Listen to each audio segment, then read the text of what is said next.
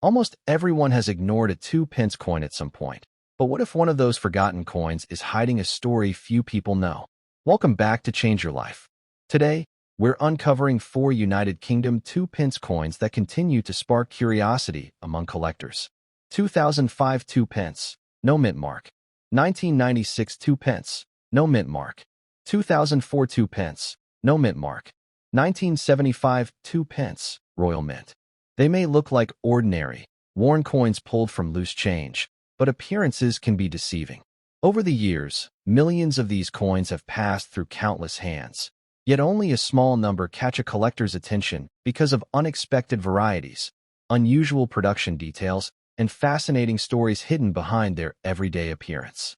In this documentary, we'll travel through the history of each coin, uncover what makes these dates memorable, examine the details experienced collectors always check first, and reveal why some seemingly ordinary 2-pence coins are far more interesting than most people realize. But don't skip ahead. The final coin on today's list has a detail that surprises even longtime collectors, and it's something most people never think to look for. So before you spend another old 2-pence coin or leave it forgotten in a drawer, stay with me until the very end. Because sometimes, the coin everyone ignores tells the most remarkable story. Let's begin with coin number 1. The first thing Margaret noticed was not the date. It was the sound. One rainy afternoon in northern England, she emptied a heavy glass jar of loose change onto her wooden kitchen table. Copper-colored coins scattered in every direction, sliding across the polished surface before finally coming to rest. Most were modern pennies and 2-pence pieces that had been forgotten for years. To almost anyone else, they were nothing more than spare change. Margaret almost swept them back into the jar. Then one coin caught the afternoon light. A 2005 2 pence. She turned it over once. Then again. It looked perfectly ordinary. There was no dramatic color. No obvious mistake. No missing design. Nothing that seemed capable of attracting the attention of collectors. Yet that quiet little coin carried a story stretching back more than 3 decades. A story connected to the evolution of Britain's decimal currency, the precision of the royal mint, and the tiny production details that most people never notice. That is where our journey begins.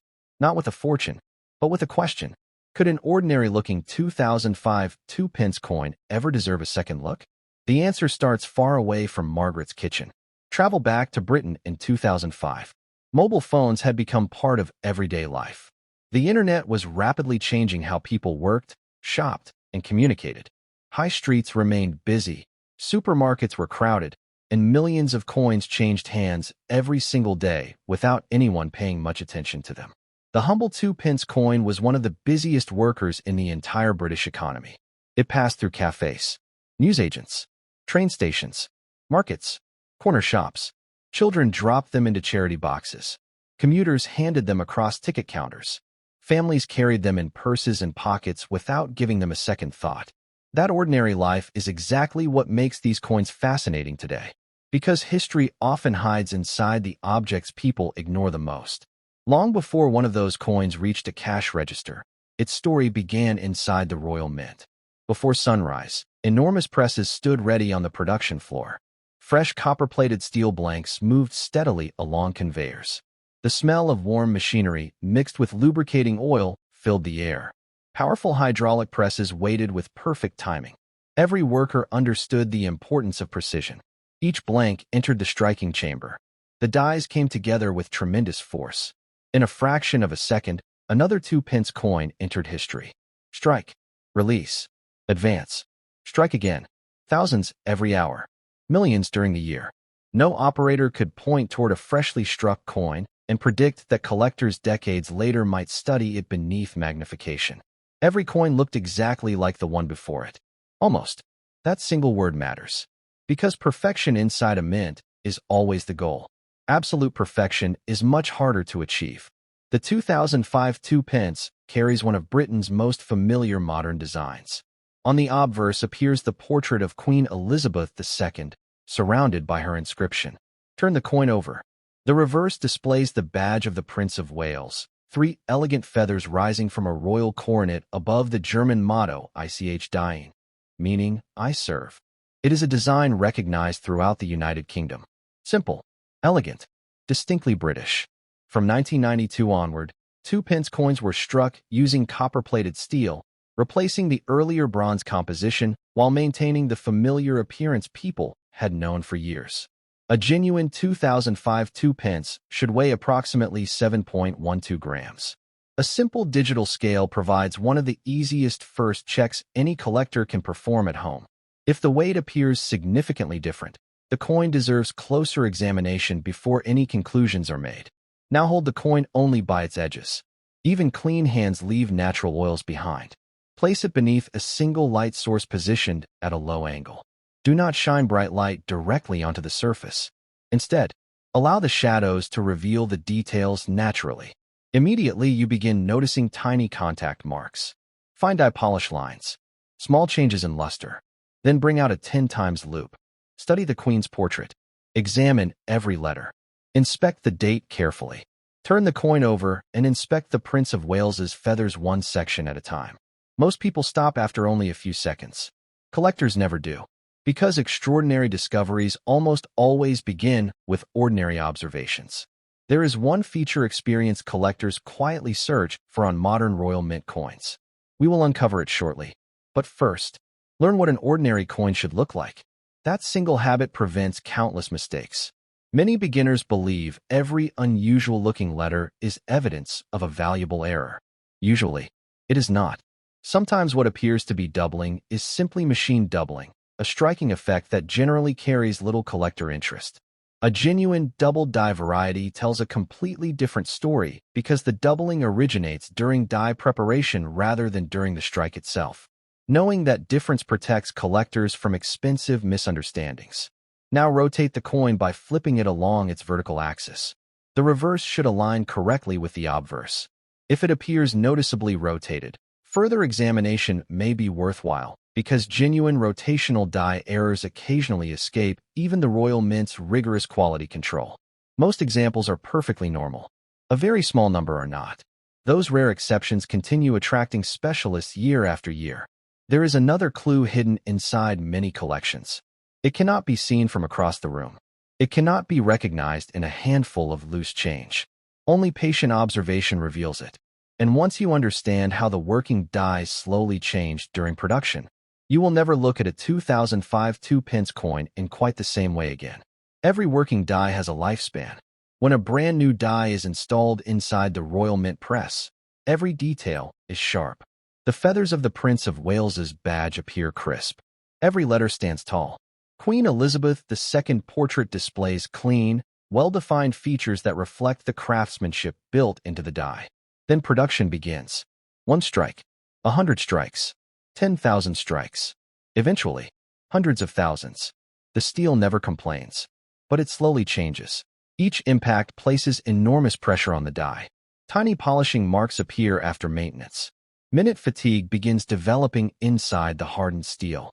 To the average shopper buying a newspaper or paying for a bus ticket, those changes remain completely invisible. To a collector with patience, they tell a story.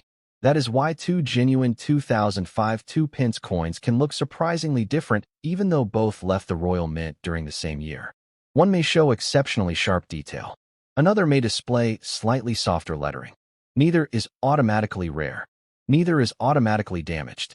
They simply represent different moments in the life of the dies that created them. Coins remember, even when people do not. Imagine opening a sealed bank bag filled with freshly struck 2005 2-pence coins. At first glance, they all appear identical. Then you begin comparing them. One reflects light more evenly. Another shows stronger detail within the feathers. A third reveals faint dye polish lines beneath the portrait. Suddenly, a pile of ordinary coins becomes a collection of individual stories. That transformation is one of the greatest joys of numismatics. You stop asking only, is this valuable? Instead, you begin asking, what happened while this coin was being made? That question leads naturally toward mint errors. One of the first errors collectors search for is the off-center strike. If the blank shifts before the dies come together, part of the design may be missing while the remaining details remain perfectly struck. Historical auction records suggest authenticated off-center examples showing a complete date generally attract stronger collector interest than examples where important identifying details are missing. Another fascinating possibility is the broadstruck error. Normally, a retaining collar surrounds the blank during striking, creating the finished shape and raised rim. If that collar fails, the metal spreads farther outward than intended. The finished coin immediately looks different beside a normal 2-pence piece. Then come die cracks. No die lasts forever. After countless strikes, microscopic fractures sometimes develop inside the hardened steel. During striking, metal flows into those tiny openings, leaving thin, raised lines on every coin struck afterward. Some die cracks remain almost invisible. Others stretch boldly across the design. Neither should be confused with scratches made after the coin entered circulation. One happened inside the mint. The other happened in everyday life. Knowing the difference is one of the first signs of an experienced collector. Perhaps the most exciting discovery of all is the wrong planchet error. Imagine a 2-pence coin accidentally struck on a blank intended for another denomination. It sounds almost impossible. Yet documented examples from mints around the world prove that such mistakes occasionally happen. They remain genuinely rare. Documented sales have shown authenticated wrong planchet errors often become highlights of advanced collections because they combine obvious visual differences with exceptional scarcity. But every collector should remember one important rule. Extraordinary claims require extraordinary evidence. Many altered coins appear online every year. Some have been plated. Others have been damaged intentionally. A few are advertised with descriptions that greatly exaggerate what they actually are. Professional authentication protects both buyers and collectors. That is why respected grading services such as NGC and PCGS remain trusted throughout the hobby. Professional certification is required before any value can be assigned. Raw, ungraded coins carry no reliable premium simply because someone believes they have discovered something unusual. Knowledge is always worth more than excitement. Now let us discuss condition. Most 2005 2-pence coins spent years in circulation. They traveled through supermarkets, cafes, vending machines, petrol stations, and corner shops across Britain. Every transaction left another tiny mark. Every pocket added another small scratch. Every coin developed its own history. Finding a beautifully preserved example today is much harder than many people expect. Collectors pay particular attention to coins certified in MS 65, MS 66, MS 67, and the elusive MS 68 grades. Those numbers represent originality, strong luster, minimal contact marks, outstanding eye appeal. Historical auction records suggest premium certified examples consistently attract stronger collector demand than ordinary circulated coins. Documented sales have shown exceptional preservation often matters far more than the date itself. Values fluctuate with market conditions. No honest collector promises guaranteed future prices. That uncertainty is part of what makes coin collecting so exciting. Because every handful of change still carries possibility. Margaret gently placed the 2005 2-pence into a protective holder. She did not believe she had discovered a fortune. She had discovered something better. A story. As she reached back into the old glass jar, another copper-colored coin rolled across the table. This one looked older. The date stopped her hand. 1996. At first glance it seemed completely ordinary. But hidden inside that coin was one of the Royal Mint's most overlooked chapters. It didn't look special at first. In fact, if you dropped it onto a shop counter in 1996, nobody would have stopped to examine it. A small copper-colored 2-pence coin. Nothing more. But the truth about 1996 is that it was never really about the coin itself. It was about what Britain was becoming while that coin was being made. Margaret turned it slowly under the light. 1996. The year felt ordinary on paper. But inside the Royal Mint, something subtle was shifting. Production was faster now, more automated, more precise, and far less visible to the public than ever before. The presses didn't just strike coins anymore. They operated like a continuous industrial heartbeat. Metal blanks moved through the system in long, controlled streams, each one entering the striking chamber for a fraction of a second, then leaving as legal currency. No ceremony, no pause, just repetition. Strike, release, advance, again and again. But here's what most people never realize. By 1996, the 2-pence coin had already become part of a changing Britain where cash was slowly starting to lose its dominance. Debit cards were becoming more common in pockets. Electronic payments were quietly emerging, and coins like this were beginning to circulate differently than they had just a decade earlier. They still mattered, but their role was changing. Now hold the coin in your hand. Imagine it. Cool at first touch. Light for its size. That familiar copper tone that doesn't quite feel like pure metal anymore. Because it isn't. By this time, the 2-pence coin was made using copper-plated steel, giving it durability and reducing production costs, while keeping the familiar appearance people recognized instantly. A standard coin should weigh around 7.12 grams. A simple digital scale can confirm that within seconds. And collectors often repeat this test more than once. Because consistency matters. Now rotate it slowly under a single low-angle light source. Do not rush. The surface tells its story through reflection.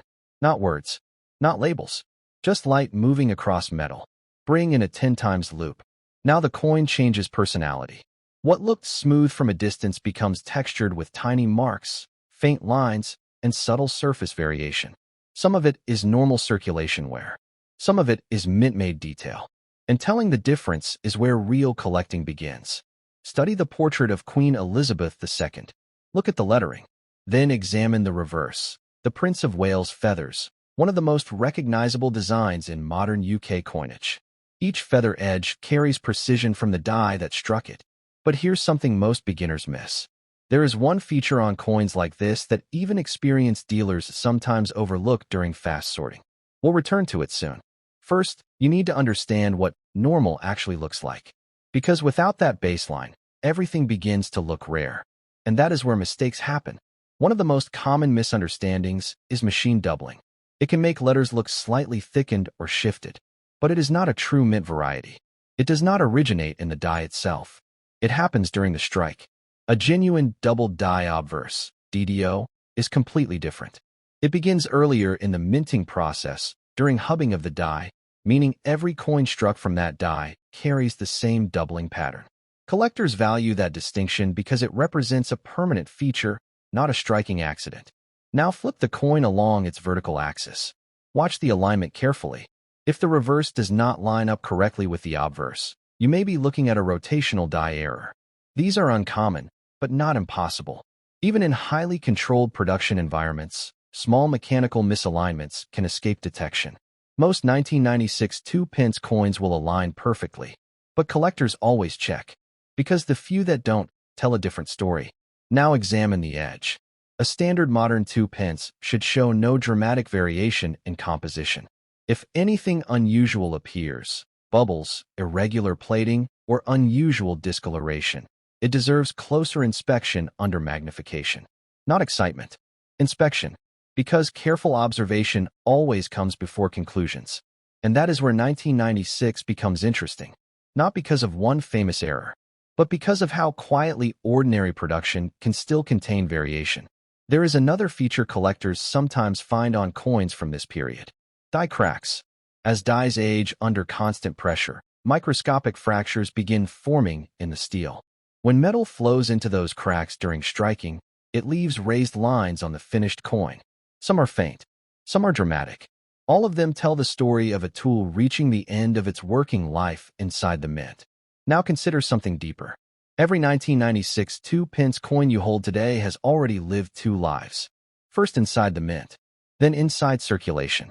It may have passed through thousands of hands, sat in thousands of tills, dropped into pockets, jars, machines, and drawers across Britain, and yet it still exists. That survival is what gives it meaning. Historical auction records suggest that most 1996 2-pence coins remain common in circulated condition. Documented sales have shown that only exceptionally well-preserved examples in high mint state grades attract strong collector attention. Professional certification is required before any value can be assigned. Raw coins, no matter how old, carry no guaranteed premium without authentication. That is the reality of collecting, and it is what keeps it honest. Margaret placed the 1996 coin beside the 2005 piece. Two coins, two different decades. One country quietly changing in between them. She thought she understood what she was looking at, but she hadn't seen anything yet. Because the next coin in her jar didn't just come from a different year. It came from a different phase of the royal mint entirely. and it would change the way she looked at every copper coin she had ever ignored. There is a moment every collector remembers. It is not when they find something rare. It is when they realize how much they almost missed. Margaret was staring at the 1996 2 pence again. Same coin, same design, same weight of 7.12 grams when she checked it again on the small kitchen scale. Because experienced collectors rarely trust a single reading when something feels important. But now the coin felt different. Not because it had changed, because she had started noticing what she previously ignored. The way light bent across the surface, the faint lines near the Queen's portrait, the soft variations in the fields that only appear under a low-angle light source. This is where coin collecting becomes less about money and more about attention. Now bring the coin closer again. Hold it only by the edges, never the face. Even invisible oils from fingers can affect long-term surfaces. That is something professionals never forget. Under a 10 times loupe, the 1996 2 pence stops looking like a simple object and starts looking like a production record. Tiny marks appear that tell you exactly how it was struck, not in words, in structure. The Queen's portrait shows slight metal flow lines. The lettering in 2 pence shows crisp industrial definition. The reverse feathers of the Prince of Wales badge show layered depth created by repeated die pressure. And somewhere in that detail is the truth of modern minting. Nothing is perfectly identical, not even in high-volume production. Now here is something most beginners misunderstand. They think value comes from age. It doesn't. It comes from survival in exceptional condition or unusual production characteristics. A 1996 2 pence is still a modern circulation coin, and most examples are extremely common. That is the honest reality. But within common coins, there are always small variations worth understanding. One of the most important is strike quality. Some coins are struck with slightly more pressure. These show stronger detail in the feathers and sharper lettering. Others are slightly weaker, especially toward the edges. Neither is an error, but collectors still compare them, because comparison reveals patterns. Now rotate the coin again. Vertical flip.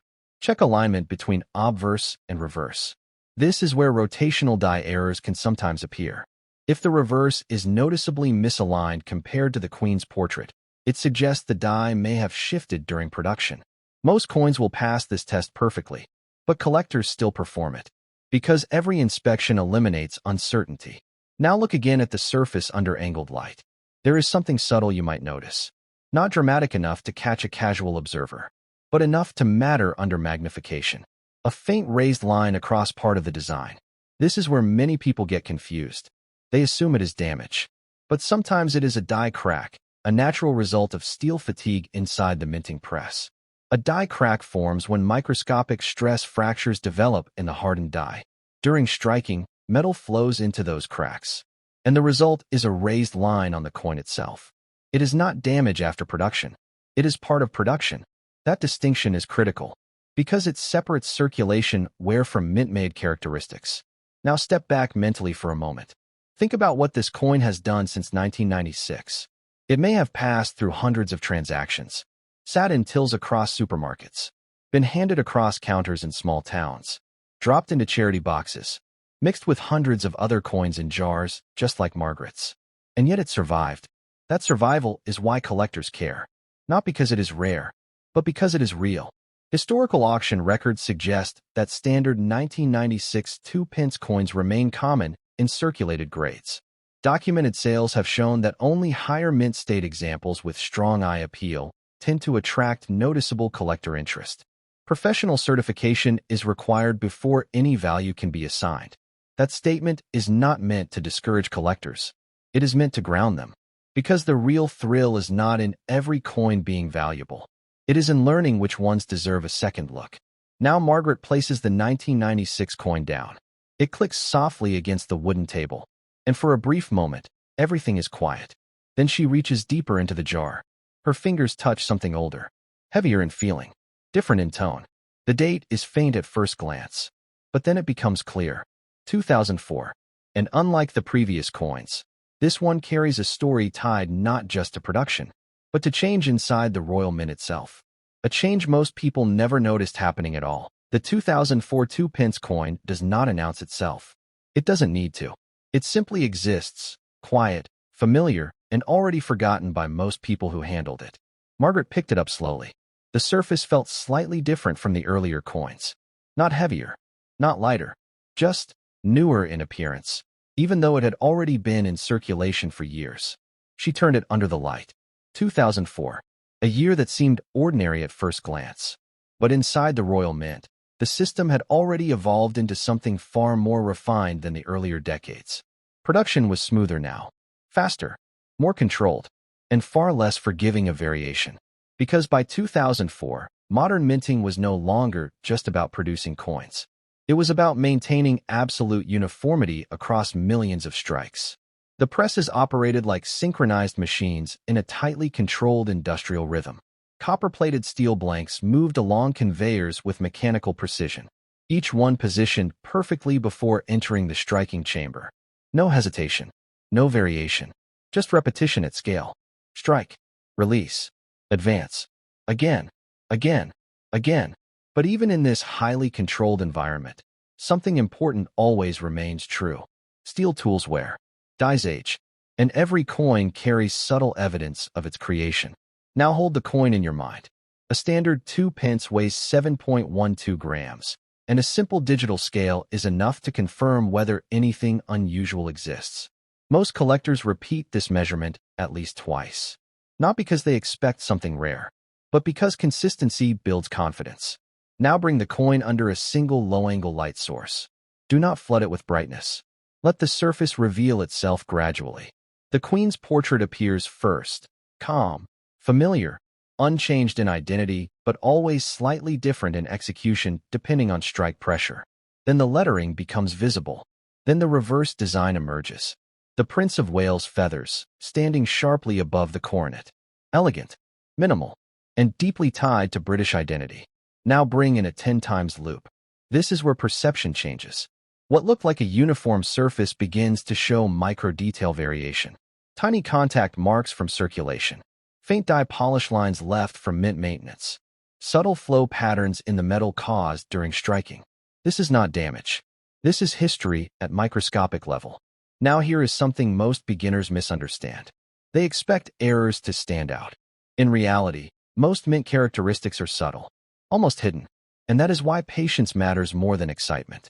One of the most commonly misidentified features on coins like this is machine doubling. It can make letters look slightly thickened or shifted, but it is not a true mint variety. It is a striking artifact.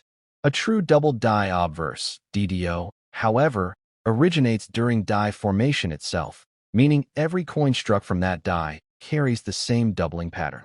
Collectors care about that difference because it is permanent. Now rotate the coin vertically. Check alignment between obverse and reverse. If the reverse appears slightly rotated, you may be looking at a rotational die error. These are not common in modern UK coin production, but they do appear occasionally when dies are not perfectly locked into alignment. Most 2004 coins will align perfectly, but collectors always check, because checking is how discoveries begin. Now examine the rim carefully. The rim tells a story most people never read. A perfectly formed rim indicates correct pressure and collar function during striking. If something appears uneven, it may suggest an off-center strike. These errors occur when the blank is not properly positioned inside the collar before striking. Historical auction records suggest that well-centered off-center errors with visible dates tend to attract stronger collector interest than minor misalignments. Then there is another possibility: the broad-struck error. When the collar fails to contain the metal during striking, the coin expands slightly beyond its intended diameter. The result is subtle, but noticeable when compared side by side with a normal coin. It feels slightly different. It looks slightly open, and it immediately signals something unusual happened during production. Now consider something deeper. The 2004 2 pence is not just a coin. It is a record of industrial precision, a snapshot of modern mint engineering at scale. But even in precision systems, variation exists. Sometimes in the form of die cracks, sometimes in strike pressure differences, sometimes in surface characteristics only visible under magnification, and sometimes in mistakes, such as the wrong planchet error. These occur when a coin is struck on the wrong type of blank. They are rare, very rare, and often heavily studied by advanced collectors. Documented sales have shown that authenticated wrong planchet coins can become centerpiece items in specialized collections due to their unmistakable appearance and clear minting error origin. But here is the key rule every collector must remember. Professional certification is required before any value can be assigned.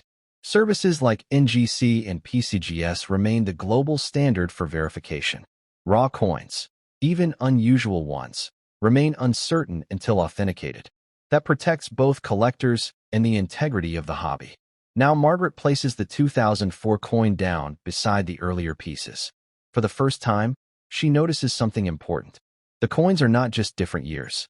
They are different stages of manufacturing history, different eras of technology, different levels of precision, and different levels of survival. She leans back slightly. The kitchen feels quieter now, but the jar is still not empty. One coin remains inside, and it looks older than the rest. The date begins to come into focus as she pulls it forward. 1975.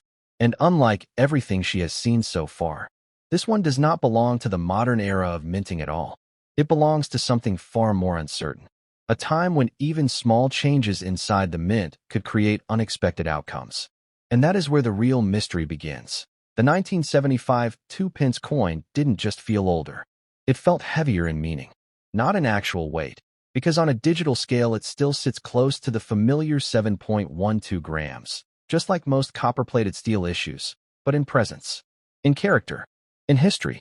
Margaret held it under the light again. The surface didn't behave like the 2004 or 1996 coins. It didn't reflect in the same controlled, uniform way. Instead, the light broke across it slightly differently, as if the metal itself carried more visible memory of its production. And that is where collectors begin to pay attention, not to perfection, but to imperfection patterns. Now imagine the Royal Mint in 1975. This was a very different production environment compared to later decades. The decimal system was still relatively new in Britain. The mint was still refining long-term consistency. And machinery, while powerful, did not yet operate with the same micro-level stability seen in modern coin production. The presses still worked with precision. But precision was evolving, not fully matured. Strike, release, advance, repeat. But inside that repetition, subtle variation existed more often than collectors sometimes expect. Now hold the coin properly, only by the edges, never the face. Even this small habit separates casual handling from collector-level examination. Place it under a single low-angle light source. Do not use harsh overhead lighting, because harsh light hides what angled light reveals. The Queen's portrait appears first, slightly more sculpted than modern issues, less digitally smooth, more physically engraved in appearance. Turn it slowly. The Prince of Wales feathers reverse emerges with a slightly different depth profile compared to later coins. Not dramatically different, but different enough that trained eyes notice. Now bring in a 10 times loupe. This is where the 1975 coin begins to tell its real story. Tiny variations appear that are often invisible to beginners. Light dye wear, minor polishing traces from dye maintenance, subtle inconsistencies in strike pressure across different parts of the design.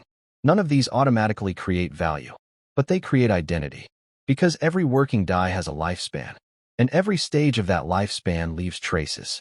Early strikes tend to show sharper detail. Later strikes may show slightly softened features.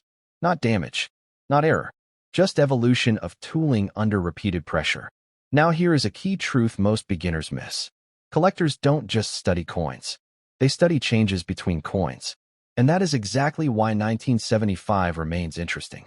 Not because of one famous variety, but because it sits in a period where production characteristics were still actively stabilizing. Now rotate the coin vertically. Check alignment between obverse and reverse. If you notice any rotation difference, even slight, you may be looking at a rotational die error. These occur when the dies are not perfectly aligned during striking. Most coins will pass this test without issue. But experienced collectors always check, because the smallest deviation can sometimes reveal a minting irregularity that went unnoticed at the time of production. Now inspect the rim carefully. A fully formed rim usually confirms correct collar function. But if the edge appears expanded or irregular, you may be looking at a broad struck error, where the coin was struck outside the retaining collar. This creates a wider than normal appearance and a slightly flattened edge profile. Then there is another possibility worth examining: the off-center strike.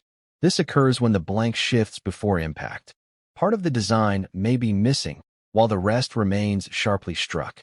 Historical auction records suggest that clearly identifiable off-center strikes with visible dates tend to attract stronger collector interest than minor misalignments, though market demand always varies. Now here is where things become more serious for collectors, because older coins like the 1975 2 pence are often misunderstood. People assume age alone creates rarity, but in reality, most circulated examples remain relatively common. They survived in large numbers. They were used heavily, and many show expected wear from decades of circulation. That is the honest truth. However, condition changes everything. A coin preserved in high mint state condition tells a completely different story than one that circulated for decades. Collectors pay attention to grades like MS 65, MS 66, MS 67, and MS 68, because those levels represent coins that avoided heavy contact damage and retained strong original luster. Historical auction records suggest that premium-grade certified examples consistently outperform lower-grade circulated pieces. Documented sales have shown that eye appeal, strike sharpness, and surface preservation often matter more than the date itself. Professional certification is required before any value can be assigned. That is why grading services like NGC and PCGS remain essential in serious collecting. Raw coins, even older ones, do not carry guaranteed premium value without authentication. Now Margaret studies the 1975 coin one last time, and something shifts in her thinking, because she realizes something important. The coin is not special in the way people usually expect. It is special in a quieter way. It represents a stage in minting history where every small variation still mattered enough to be observed decades later. She places it beside the newer coins: 2005, 2006, 2007, and now 1975, for coins, for different production eras. And one growing realization: the deeper you look into ordinary coins, the less ordinary they become. She leans forward again. There is still one question left unanswered. Not about rarity, not about value, but about something far more subtle. The kind of detail that separates a coin collector from someone who simply looks at coins. And that answer lies in the final step of this story. There is a point in every collection where silence becomes part of the process. Margaret wasn't speaking anymore. She was just observing. Four coins lay in front of her now: 2005, 1996, 2004, and 1975. Each one carrying the same denomination, the same basic design language, and yet each one telling a completely different story of how Britain's coinage system evolved across time. But the 1975 2 pence still held her attention longer than the rest. Not because it looked rare, but because it looked alive in its imperfections. She turned it once more under the lamp. Slowly, carefully, the light revealed something subtle across the fields. Not a dramatic error, not a famous variety, but a pattern that only appears when you stop rushing. That is something most collectors learn too late. Coins don't reveal themselves quickly. They reveal themselves gradually. Now hold the idea of this coin in your mind again. A standard 2 pence weighs around 7.12 grams, a number so consistent across decades that collectors often use it as a baseline reference when they suspect something unusual. A simple digital scale is enough to confirm it. But even that measurement only tells part of the story, because weight does not explain character. And character is what separates coins that feel ordinary from coins that feel different. Now rotate the coin again under a single angled light source. Do not flood it with brightness. Let the surface respond naturally. The Queen's portrait shows soft transitions between raised and flat areas. The lettering shows minor variation in strike depth. The reverse feathers, still iconic in design, carry a slightly less uniform sharpness compared to later modern issues. None of this is an error. It is simply the result of production conditions in a transitional minting era. Now bring in the 10 times loupe one final time. This is where experienced collectors stop looking for value and start looking for behavior. How did the metal flow during striking? Where did pressure concentrate more strongly? Where did the die begin to show early fatigue patterns? These are not questions beginners usually ask. but they are the questions that reveal how a coin was truly made. Now here is a critical distinction. Many people confuse natural die variation with mint errors. They are not the same. A die crack is an error caused by stress fracture in the die itself. A broad-struck coin results from mechanical failure of the collar system. An off-center strike occurs due to misalignment of the planchet during striking. But die wear patterns, like slight softness or minor polishing lines, are not errors at all. They are normal production evolution. Understanding this difference prevents one of the most common mistakes in collecting: seeing rarity where there is only manufacturing reality. Now rotate the coin vertically again. Check alignment between obverse and reverse. If everything lines up perfectly, the coin passes one of the simplest but most important tests. If not, even a slight rotational shift may suggest a rotational die error. Most 1975 coins will align correctly, but collectors always check anyway, because consistency is not assumed. It is verified. Now examine the rim one last time. A proper rim indicates correct collar function. If the edge appears expanded or uneven, it may indicate a broad-struck strike, where the coin was struck outside the retaining collar. This creates a slightly wider appearance and softer edge definition. If part of the design appears missing due to shifting during striking, it may indicate an off-center strike. Historical auction records suggest that clearly identifiable examples with visible date elements tend to attract stronger collector attention than minor deviations, though values always depend on condition and demand. Now step back mentally for a moment, because this is where the 1975 2 pence changes meaning. It is no longer just a coin. It is a record of a system in development. A moment in time when minting technology was still refining itself, when production consistency was improving year by year, and when small differences in dies, strikes, and maintenance practices could still leave detectable traces decades later. That is why collectors still study it. Not because it is rare in circulation, but because it represents a bridge between earlier minting variability and later modern precision. Now Margaret places the coin down, slowly, carefully, and for the first time, she notices something that had been forming in front of her all along. It was never about finding one valuable coin. It was about learning to see all coins differently. She looks at the four pieces again: 2005, 2006, 2007, 2008. Same denomination, same basic design, completely different eras of production history. And then she realizes something even more important. Most people will look at these coins and see nothing unusual. But collectors see time. She closes the jar gently. The sound is soft, but final. And somewhere in that quiet moment, another thought forms, one she cannot ignore. If these four coins could already tell this much history, what else is still waiting to be discovered in ordinary change? And that question doesn't end the story. It opens the next one.